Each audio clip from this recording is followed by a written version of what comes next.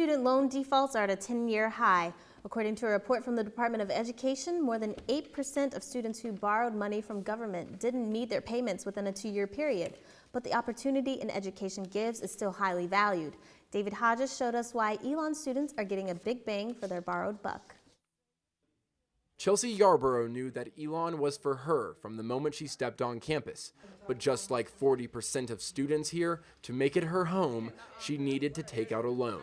For me, I'm getting my money's worth because what I've gotten is priceless, which is to find my purpose, is to really find solidly who I am and to be able to live that person regardless of what other people think. It's because they did give their faith to God. Yarborough will leave Elon for seminary school, but she'll also be leaving with debt. The average Elon student with aid graduates with $22,000 of it, but Yarborough is already saving money to pay it off. So I'll just make it like a regular bill. You know, you wouldn't not pay your light bill, you don't want to sit in the dark. So I don't want to pay my not pay my loan bill and have them, stalking me. I want to live my life. Measuring the default rate can be misleading. Private schools like Elon saw an increase of just more than 0.5%. Public universities, just more than 1%. But for-profit universities like the University of Phoenix saw an increase from 11 to 15%. While their diploma may be expensive, some students think employers see little value in their degree. And a lot of places that you go to find employment or to start your own thing, they look at some of these sheets of paper as just your certificates as just sheets of paper. Lashika Striblin attends one of 2 for-profit schools in Greensboro, the other being Stryer.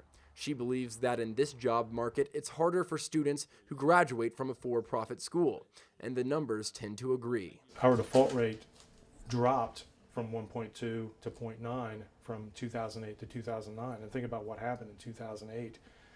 The economy, that's when it went in the tank. Caleb Byer is one of many who paid off his loans recently. Last year, only 6 Elon graduates could not. I really kind of saw getting that student loan taken care of as the first thing before I could really start planning for the rest of my future. And even before buying furniture for his new apartment. His plan to pay the bills worked, and after seminary school, Yarborough wants to do the same.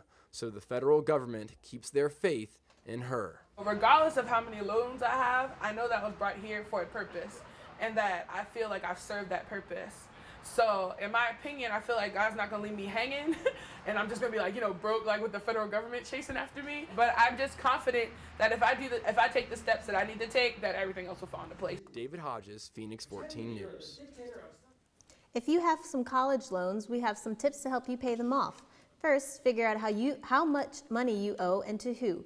From there, you can make a payment budget. Live like you're still a student.